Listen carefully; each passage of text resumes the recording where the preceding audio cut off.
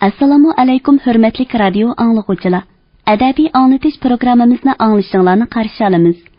Bugungi programmamizda yozuvchi Abdurahmon Qahhorning Xinjiang xalq nashriyati tarafidan nashr qilingan Eli to'lqinlari nomli 2 qismliq tarixiy romanining 1-qismining davomini anglatamiz. Ajab bir zaman bo'ldi. Olam chirgilay deydi. Yurakdagi zardab suv qonga o'rilay deydi. Bu nima degan zo'rliq? Osh dedi badok, mol dedi badok, berdi dedi badok. Endi qizimizni so'ramdikan. Qarindoshlarimizning turmushga azoblarini, beajal o'limlarini angladim-ku. Shularni ko'rib turib uyga solinib o'ltirsam qanday chidayman? Senmi qanday chidaysan, apa? Bu bizning beshimizga tushayotgan ko'pat emas. Yuzlab, minglab oilalarning beshiga tushayotgan ko'pat. Hukumat buning qaysi birini hal qilgan? Necha million muntazam armiyasi, zamonaviy qurol yarog'lari bor hukumat. Bu ishga qarab turamdi. Bir necha o'g'rining parakandichligiga kuchi yetmasmi? Bugun Harambog'ni cho'qim olamiz. Bugun shuning bilan Gomindan qo'shinlarining g'o'jiligi eng og'ir qismlari taltik tugaydi. Sizlarga qalbi yor bo'lsin. Dushmaninglar yer bilan yakson bo'lsin.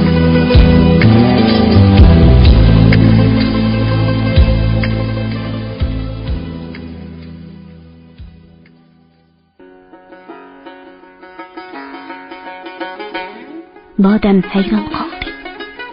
Do'kondorlarning qo'li titrab, ko'zi chanoqidan chiqib ketishga oz qoldi. Ular Nodamdan matoni qanchaga olganligini surishtirib ko'rdi-da, do'kondorga taraf-tarafdan varqirashga boshladi. Sen nemishqa taqtay bahasini bir tanga oshirib sotsan? Bahani biz bekitmagan emasmidik, ha? Sen bahani xohlagancha buzib, shuncha yo'g'inib ketdingmi? Na insof.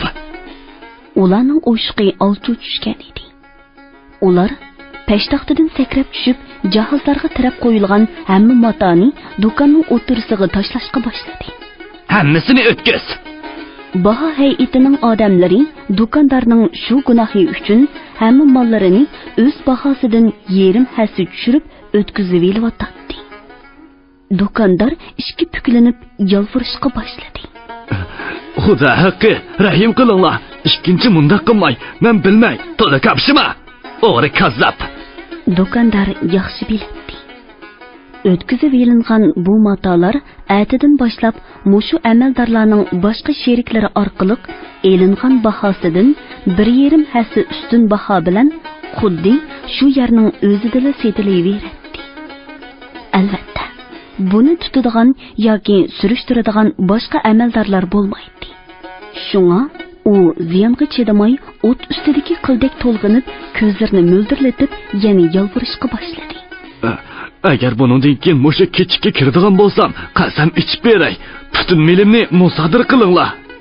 Boshqa savdogarlarmi uning yenini elib, bir muncha chiroyli gaplarni qilib boqdi. Lekin ularning gapiga quloq soladigan biror amaldor chiqatdimi? Shuncha mol ularning ko'zlarini qizartayotgan tursa, uningdan qo'lga keladigan tapovatni allaqachon hisoblab bo'lgandir balki. Nodam bo'layotgan bu alomatlarga hong-tong bo'lib qarab qoldi. Baho hay'atining amaldorlari uning do'kondorga berayotgan pulini tortib olgan edi. Nima? Men matoni olmadim-ku. Mening pulimni berib etmamsizlar, dedi Nodam qo'lidan pulni tortib elib olgan amaldorga qarab. Sen mo taqtay bahasini buzding. Sening pulingmi qaytarilmaydi. Matoni qimmat sotgan savdogarman emas. Qandoq buzima? Senmi to'liq kapshimay, yo'lingma, manga. Dedi bir parcha qog'ozga nimalarnidir yozayotgan amaldor keyniga ochiqi bilan burilib qarab. Hey, mening pulimda sizlarning nima haqqinglar bor? Nodam biriga qarab maqdi, lekin Anvarning o'zini tut degan so'zini eslab to'xtadi. Yeliqlar Nodamning ustiveshiga sapsilib qarab, uning oldiga devaylab kelishdi va biri: "Hey, xeli tiling chiqib qolgan sahroliq qo'san. Haqqingni olsang, yo, biz bilanman," deb go'laydi. Shunda qilib Nodam onasining bir mata uchun 1000 taslikda yig'ib bergan pulidanmi ayrilib qoldi-da, g'azabini ichiga yutib, harvisini haydab maqdi. 2-3 kundan beri bo'lib o'tgan ishlarni o'ylab xiyol qilishga boshladi. Mundaqmı zo'rliq bo'ladi ekan, ha? Bu zo'rliq yezidimi, shahardimi o'xshashli bor ekan. Shahar buzilibdi. Bu hukumatning payli buzilibdi. Anvar apandining hukumat borgan sari g'oljirlashibdi degani shu-kanda. G'oljirlashayotgan bo'lsa yaxshi, beshini yeydi. Tayoq to'qmoq ilib, bu g'oljir ishni ur qildigan kun patroq kelsaydi. Endi mening toqatim tugidi. Qo'lim qichiqli turdi. Nodam shunda xiyollar bilan horvi ustida yenik tavrinib ketib borganda, Anvar apandi baslik bir kishi bilan shaharning bir ko'chisida parang qilishib ketib boradi.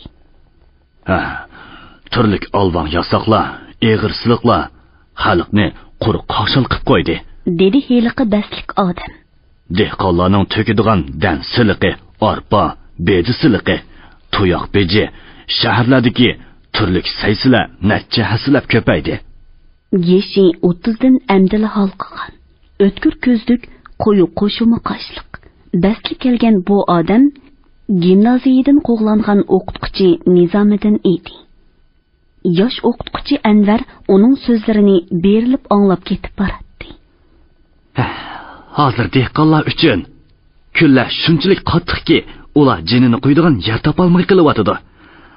Osmonga chiqay desa yiroq, yerga kiray desa qattiq. Hukumatning zo'rligi shunchalik haddidan oshgan, dedi Anvar. Shundoq, o'lim oldida jon to'lish degan mana shu, dedi Nizomiddin ko'zlarini yiroqlarga tikib turib. Kishiga chiroyi surli ko'rinadigan bu odamning mijazi chus edi.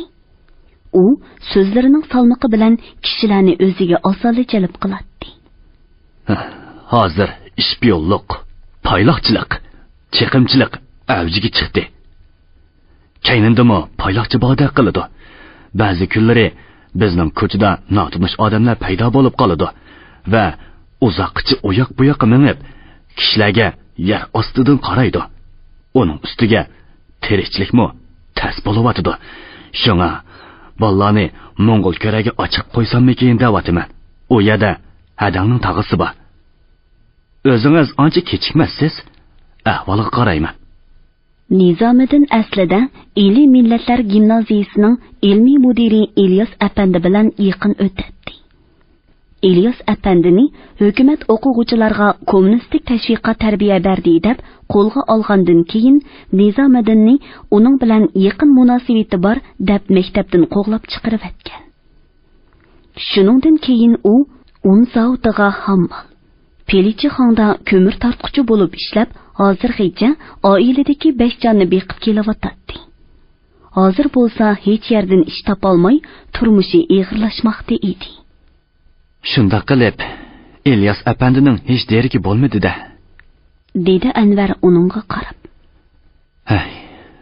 Urumchi turmisiga yetgandan keyin hech bir izderigi yo'q, dedi u hasratlanib. Qapoqlari turilgan, lavlari mahkam yumilgan Nizomiddin qandoqdir bir chunqur xiyollarga g'arq bo'lib ketib boradi. Ular ikkisi bir yon ko'chadan cho'ng ko'chaga chiqqan edi. Oldidan uzunga so'zilgan va texi oxiri qo'zg'almagan harvlar karavaniga yo'liqdi. Harvlarning hammasiga un besilgan edi. Mana bu Gomindan qo'shinlari uchun Shexoga epardigan uzuq-tudik kiyim-kechak. Bularning hammasi saysiga tutilgan harvlar, dedi Nizomiddin Anvarga qarab. Ular ikkisi texi 50-60 qadam mangmayla kishilar durrida qilib kayniga qarashdi.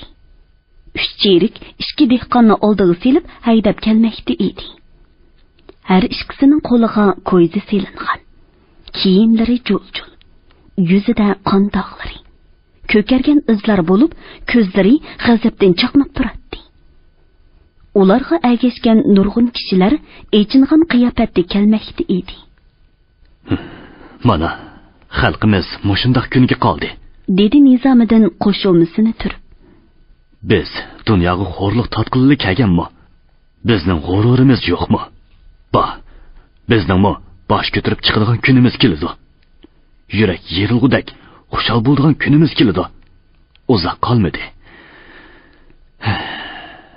Bu o'limtiklarning qilgan atkini mushu tursa, uningga kimmi qarshi chiqmasin? bular qancha vahshiylashsa, bizga shuncha foydali. Ular o'zlari xalqni qo'zg'ab berdi, tarbiyalaydi. Vahshiylik kuchaygan sari xalqning qo'liga qurol oladigan kuni shuncha yaqinlashidi. Anvar cho'nqur tortib, ikki dehqonning yerilib ketgan yalang oyoq putlariga qarab, echingan holda mundaq dedi. Hay, haqiqatan dehqonlarning beshiga tushgan kulpat oz emas jimo. Men o'z ko'zim bilan ko'ryapman-ku. Dansiliqi, alvon yasoq deganni ochliq bo'ldimi, bo'lmadimi, uning qaramay, kimning qanchalik yeri bo'lsa, yeriga qarab belgilaydi. Shunga algan husuli siliqiga yetmay, yerdan ot harfisidan ayrilib ketadigan dehqonlar nihoyatda ko'p. Dansiliqqa tushliq ochliq ololmadim desa, unamdi. Oy kazzab, ochliqni nega tiqib qo'yding deb savaydi. Haq ish uchun qarshi chiqsa, ko'rdigan kuni mana mushu. Bumi tirikchilik bo'ldimi? Buning dodiga zodi kim yetidi? O'lganning ustiga tapmak degandek.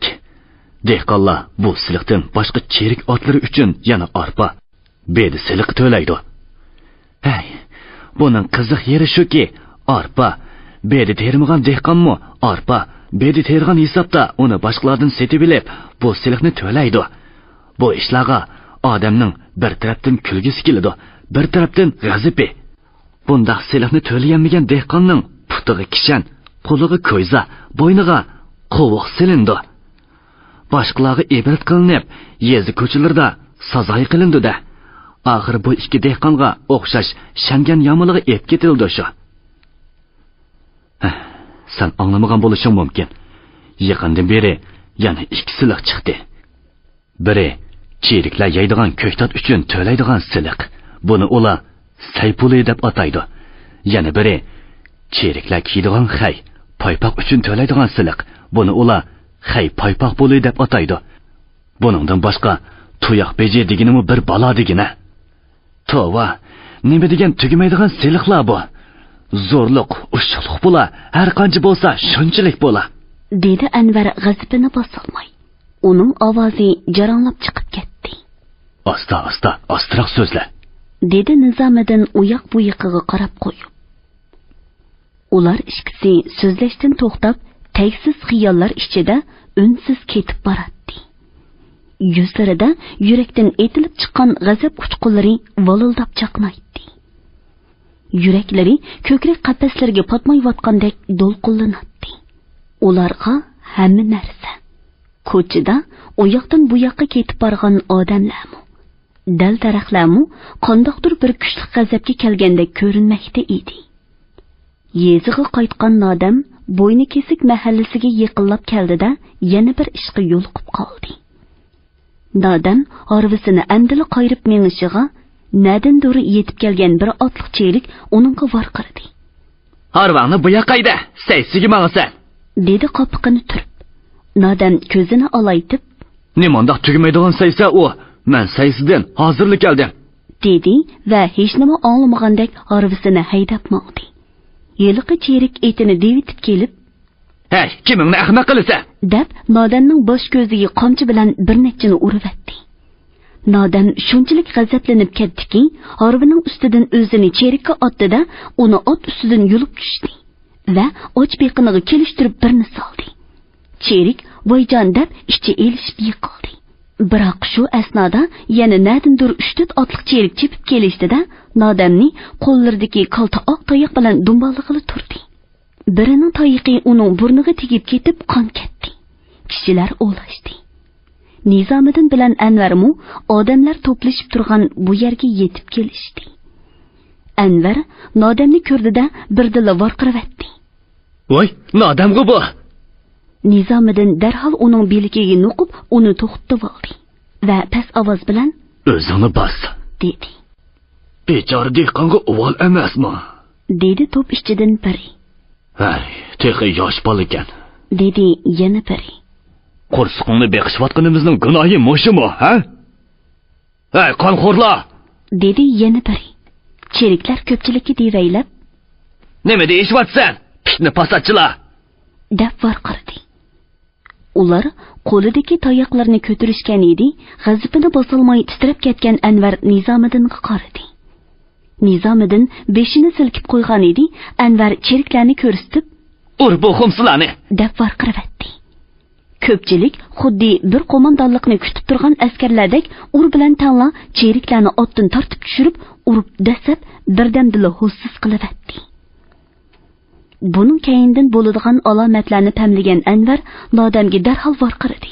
"Nodam, harvangni hayda, tez bor. Anvar aka sizchi, bo'l, chapsan hayda." Nodam nihoyatda chaqqonlik bilan harvisini taraqiltib haydab yurib ketdi. Uning g'icha o'ngsili o'shgan bir necha cherik yugurib keldida urg'uchilarni izlab u yoq bu yoqqa chopdi. Lekin ularmu Nizomiddin bilan Anvarmu allaqachon bu yerdan ketgan edi. Darvaqa bundaq ishlar shaharda xeyli ko'payib qolgan edi. Shaharning sal sirtidagi talliq ichidan, cho'ng ko'riklarning ostidan, eriqlarning ichidan go'mindon lukchaklarining, komandirlarning o'liklari pat-pat tepilib qoladigan bo'lib qoldi. Shunga go'mindon amaldorlari kunduzlari ko'zlarini porqiratib, atrofga sapsilib yurgan bilan kechiligiga ishonchisi qolmagan edi. Shuning uchun qandoqdir bir ansizlikka tushib, qotillarni tutish degan nom bilan shaharda odam tutishni jiddiylashtirdi. Ular ikkisi qadamlarini tez-tez elib ketib boradi. "Men sana Abdukerimni tunishtirib qo'yay", dedi Nizomiddin Anvarga. "Hozir uning uyiga boramiz. U kishi bizga yo'l ko'rsatuvchilarning biri." Anvarning xiyoli to'lqinlandi. "Mana ko'rdingmi?" dedi Nizomiddin past ovoz bilan. Xalq hozir nima desa, xo'p deb qo'l qo'shtirib turishdan o'tib ketdi. Tun qanchalik qorong'ulashsa, yulduzlar shuncha ro'shanlashadi. Anvar Abdukerimni burun ko'rmagan edi. U yo'lda kelib yetib, Nizomiddindan uning kimligini so'raganda, "Mening yaqin og'inam Ma'rif idorasining tarjimoni" degan edi. Mana hozir uning uyida o'ltiribdi. Ular tinchlik omonlik so'rashib, Abdukerimning kichik onasi akirgan choydan 2 piyoladan ichishdida yana gapga kirishdi. Avval Nizomiddin o'zining yosh do'stini Anvarni Abdukerimga tanishtirdi. "Men burun sizni ko'rmagan, ammo ismingizni anglab turgan edim", dedi Abdukerim. Nizomiddin bu yerga kelguncha yo'lda ko'rganlarini uningga boshdan oyoq so'zlab berdi. "Zulm chekidan oshdi. Xalqning toqati tugidi.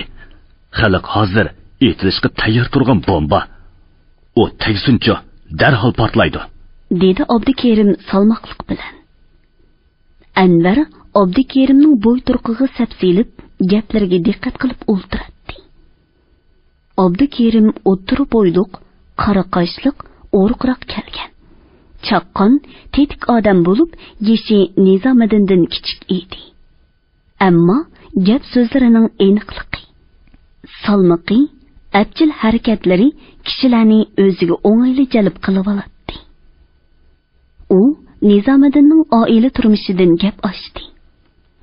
"Xo'sh, shunda qilib, Hammol apandi, turmushingizni qanday qilyapsiz?" "Har holda turmush ketib bordi.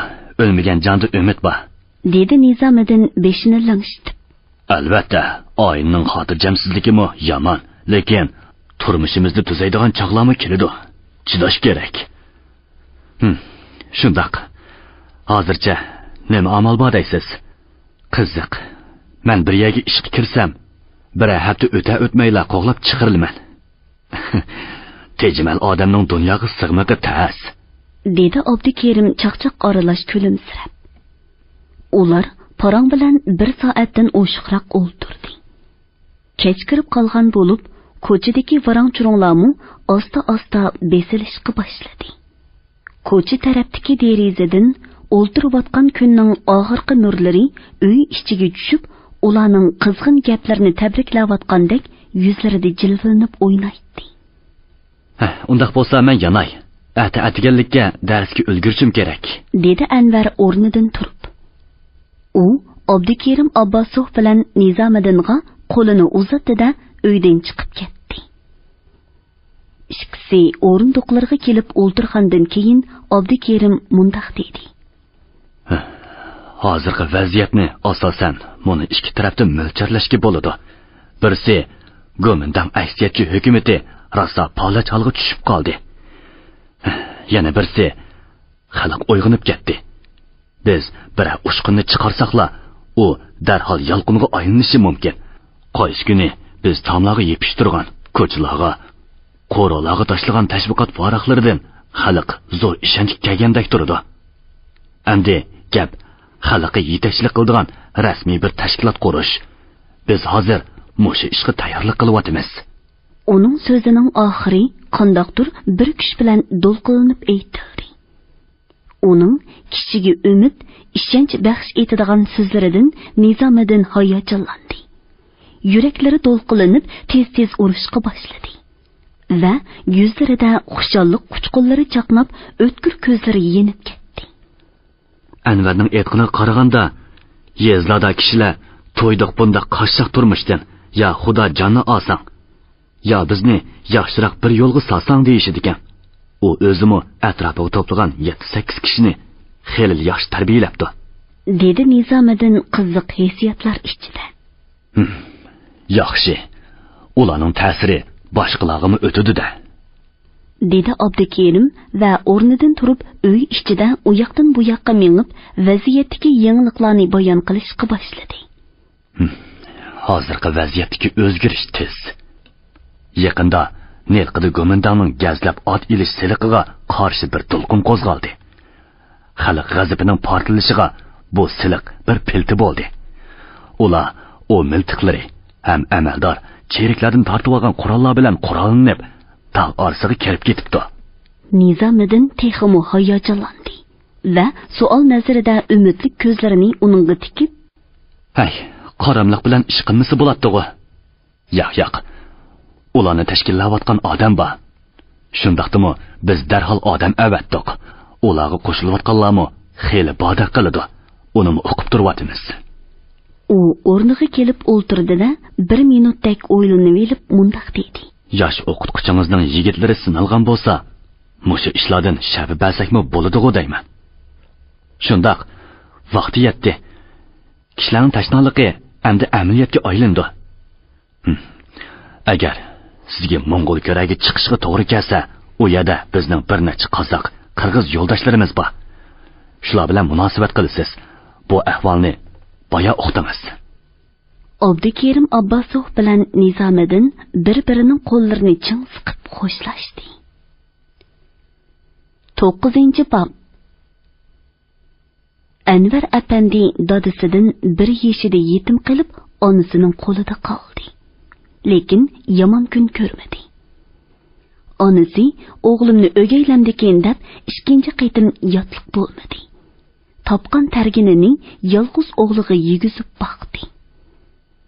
U osh tomoqqa nihoyat usta bo'lganligi uchun qo'rsqiga omroq bir boyning qo'rozida uzun yil uy xizmatchisi bo'lib turib qoldi. Boy uning atgan tomoqining tamlikligi va mazalikidan intayin rozi edi. Shunga boyning o'zimi, xotinimi uni malay qatorida ko'rmay e'tiborlab ishlatdi. Anvar onasining bahonasida oshu esil tomoqlardan har kunligi bahramon bo'ladi. Boy kitob o'qishga zo'qman edi. U boshqa boylardan o'zining ma'rifatparvarligi bilan alohida farqlanib turadi. Shunga Anvar 10 yoshga kirganda boy uni oldiga chaqirib elib, "Ha, Anvar, seni o'qitib qo'yay. Millatimiz ichidan nodonlardan biri bo'lsa-mu kemaysan. Qandoq? O'qimsan?" Anvar tirnoqini tatilab yerga qarab unsiz turdi. Onasi, "Boy otaning shafqatiga rahmat degin. O'qiyman demamsan bolam," dedi xushal bo'lib.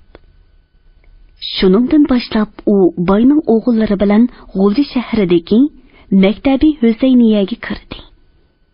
Maktabdimi malay xotinning bu bolasiga xayrxohlik qiladigan o'qituvchilar chiqdi. Anvar bolalikdagi ko'cha o'yinlarining hammasini tashlab, tirishib o'qib, patla boshqalardan uzib ketdi. Bu hol maktabdagi o'qituvchilarni hayron qoldirdi. va ularning bu kichkina bolaga kuchlik havasini qo'zg'adi. Maktab bo'yicha sinflar aro o'tkaziladigan so'z musobaqalari, deklamatsiya yig'ilishlarida u doim birinchilikni qo'ldan bermay mukofotlanadigan bo'ldi. Uning yozgan insholari maktab taxtasida pat-pat ulgular sifatida ko'rinib turadi.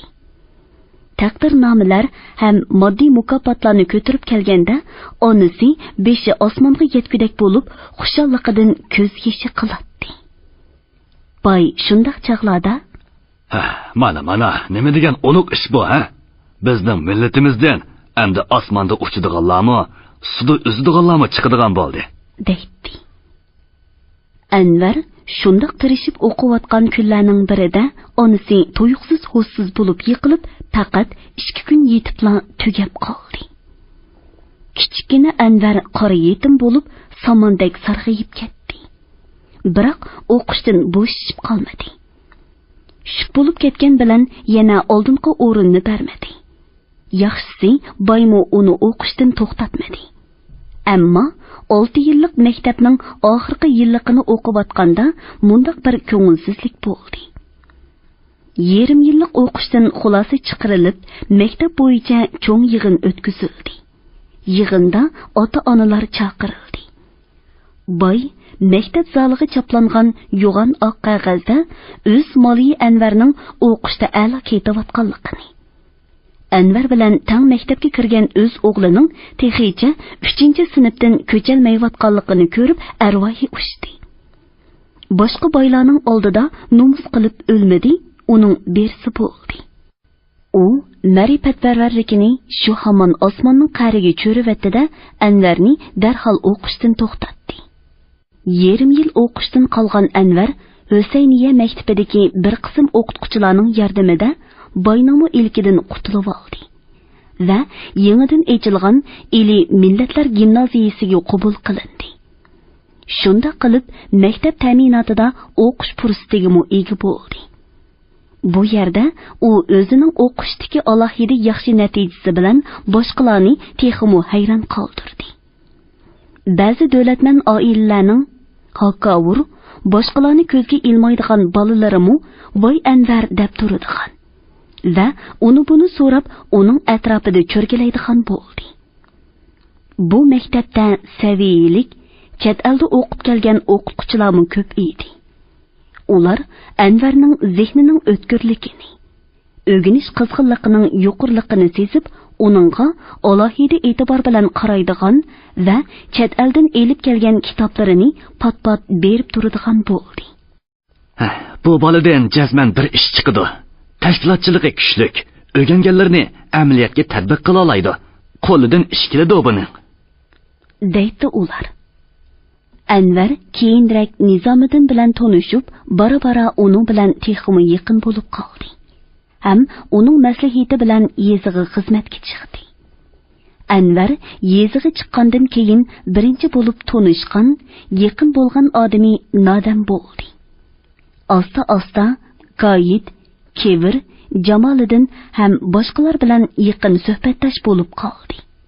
Bir necha yil uningga hech qancha uzoq bilinmadi. Xuddi bir qiziq, ta'sirli hikoya so'zlangandek o'tib ketdi. Ko'ngliga biror maqsadni pukkan odam uningdan belgilik unumga erishsa, qilgan harakatidan, aytgan so'zidan, bosgan qadamidan rozi bo'ladi. Anvar bir necha yilning oldida gimnaziya o'quvchisi emasmidi. U seriq partida o'ltirib, o'qituvchilaridan qancha qitimlab go'zal hayot qurib, baxt yoritish to'g'risidagi yolqinliq nutqlarni anglamagan.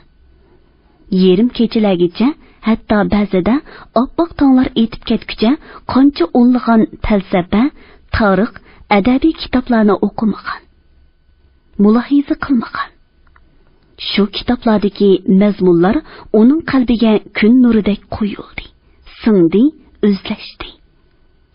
U chog'larda kishilik turmushga to'g'ri qarash to'g'risidagi shu nutqlar oshkora so'zlanadi. Undaq kitoblarmi oshkora o'qiladi.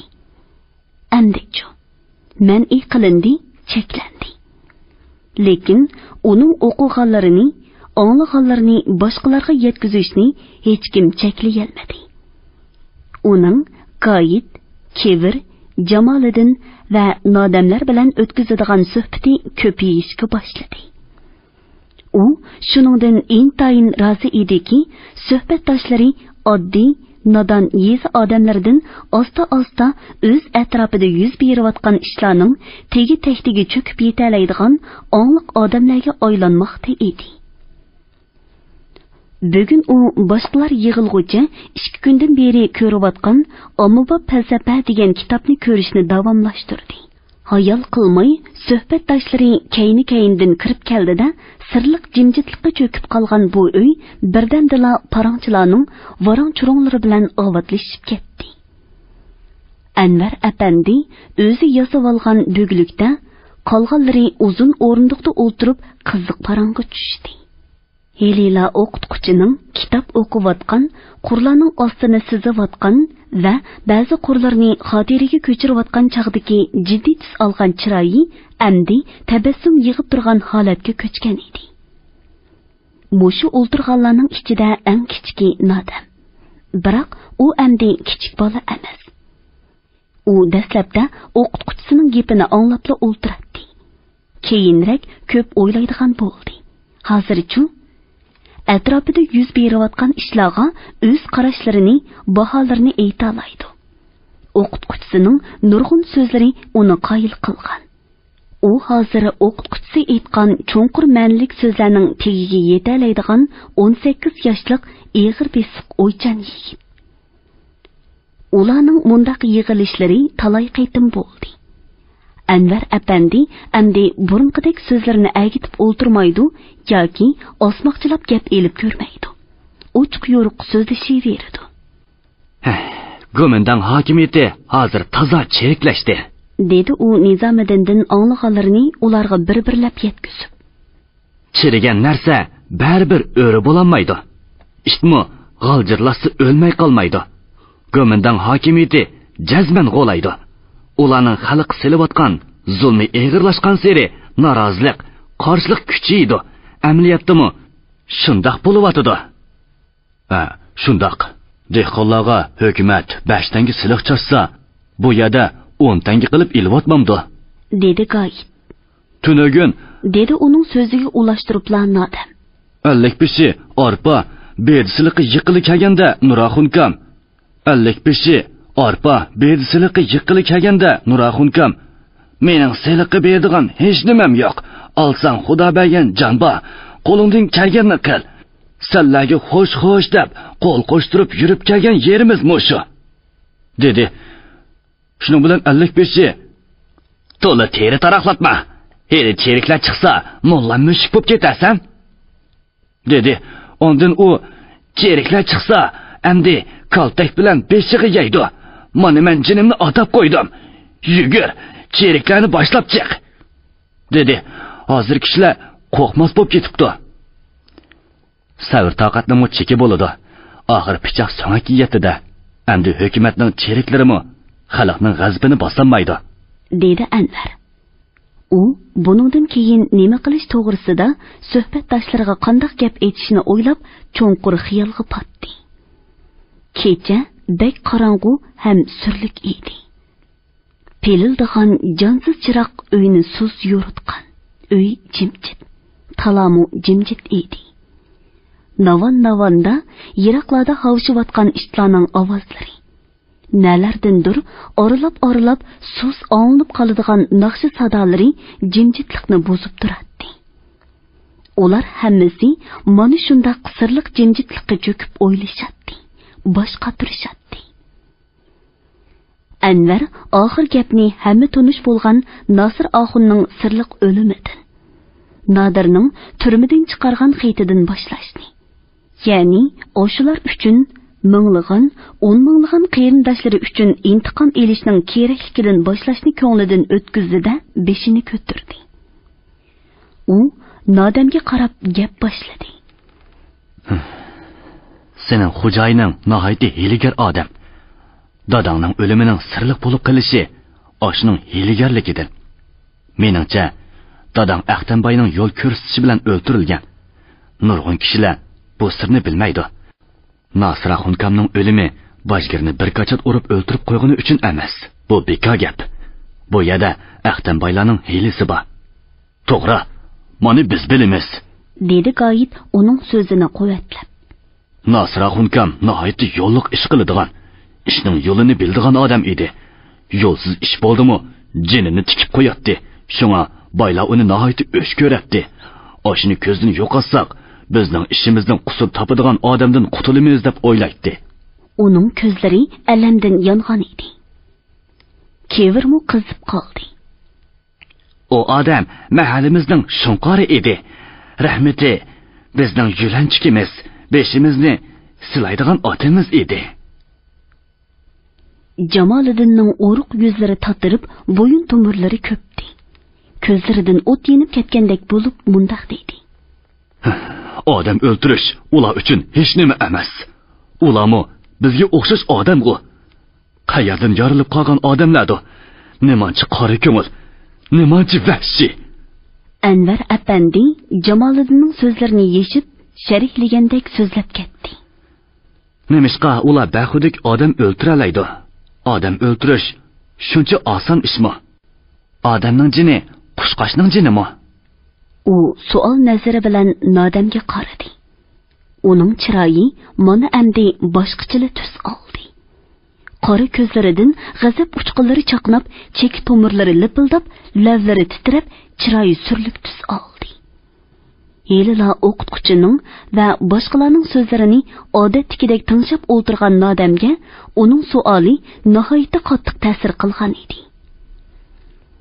Ular kishini uyg'otquchi shunday qiziq yolqinliq so'zlar ta'siridan vaqtning qanchalik o'tib ketganligini sezmaydi. Butun mahalla qattiq uyquga ketib, yezida go'yo o'lim jimjitlikka hukm surmoqda edi. Shunday jimjitlik ichida bir naqshining ovozi anglanib qoldi. Hurmatli radio anglag'uvchilar, yozuvchi Abdurahmon Qahorning Xinjiang xalq nashriyoti tarafidan nashr qilingan Eli to'lqinlari nomli 2 qismli tarixiy romanining 1-qismini bugun mush yergacha anglatdik. Davomini ertadagi programmamizda anglaqaysizlar.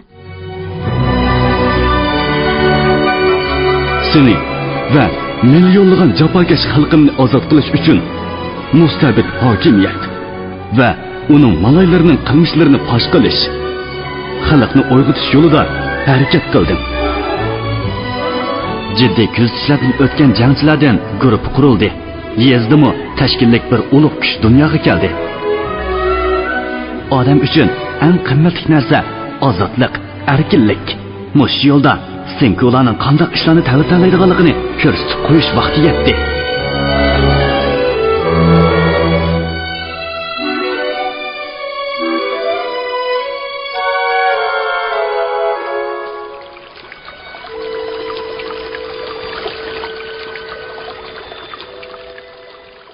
Bugungi programmamizning diktorlari Mahira Abdurashid, Shuhrat Abdurahmon, ovoz texniklar Po'lat Tursun, Tahir Yasin, mas'ul muharrir Ilham Mahmud, Abdurasul Abdurahim, bosh nazoratchi Gulbahor G'upur.